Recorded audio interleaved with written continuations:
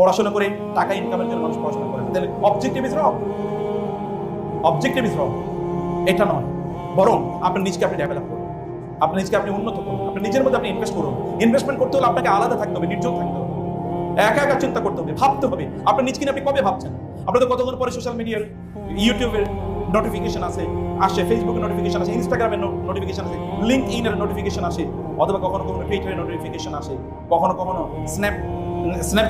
স্ন্যাপচ্যাটের notification আসে। এরকম কোনো কিছু নোটিফিকেশন আপনার আসছে, আপনি ওটা নিয়ে ব্যস্ত, আপনি পড়তে বসেছেন, আপনি নোটিফিকেশনের জ্বালা আপনি পড়তে পারেন। আপনি জানেন, এমনকি বিজ্ঞান তো বলছে, কারো যদি একবার কনসেন্ট্রেশন ব্রেক হয়, আবার নতুন করে কনসেন্ট্রেশন আসার জন্য 23 মিনিট লাগে। আপনি কিভাবে এক্সেলেন্স অর্জন করবেন?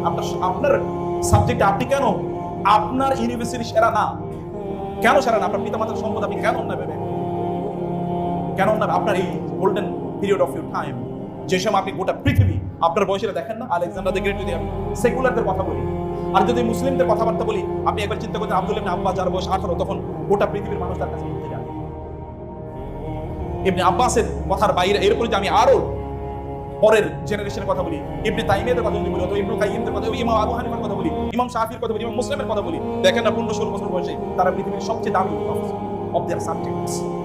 তাদের সাবজেক্ট আপনি হতে পারতেন, আপনি যে কোনো সাবজেক্টের উপর 1 বছর পর্যন্ত প্রতিদিন 1 ঘন্টা করে পড়ে দেখেন তো আপনার প্যারালাল পৃথিবীতে কেউ আসেনি, আপনার ইউনিভার্সিটিতে কেউ আপনার প্যারালাল আসতে পারবে না। কেবল 1 ঘন্টা ব্যয় করেন ওই সাবজেক্টে।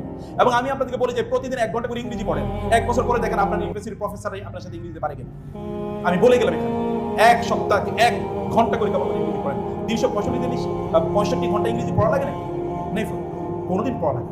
আপনি দেখেন রাসূলুল্লাহ সাল্লাল্লাহু আলাইহি ওয়াসাল্লামের কাছে একজন আসলেন, যায়েদ ইবনে সাবিত, যুদ্ধে তিনি যেতে পারলেন না, তিনি কাঁদছেন।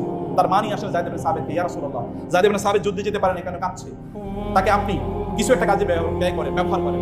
রাসূল যায়েদকে ডাকলেন, যায়েদ আসো, এদিকে আসো, তুমি হিব্রু ভাষা শেখো, কারণ ইহুদিদেরকে আমি খুব নিরাপদ মনে করি, ওরা ধর্মগ্রন্থ বিক্রি করে ফেলে, তুমি হিব্রু ভাষা শেখো। তিনি বলেন, রাসূল আমাকে যেহেতু এনকারেজ করেছে, আমি গেলাম, আমি 14 দিন ইন্টেন্সিভলি এই ভাষাটা পড়লাম, 14 দিন ওই ভাষার আমি এক্সপার্ট হয়ে গেলাম। এটা একটা স্ট্যান্ডার্ড, এটা একটা স্ট্যান্ডার্ড। দেখেন না বিভিন্ন জায়গায় বলা থাকে 7 দিন ইংরেজি ভাষায় আপনাকে স্কিল করে দেবে। আমি বুঝি এটা বোগাস, কিন্তু তারপর আপনি 7 দিন পড়ে দেখেন।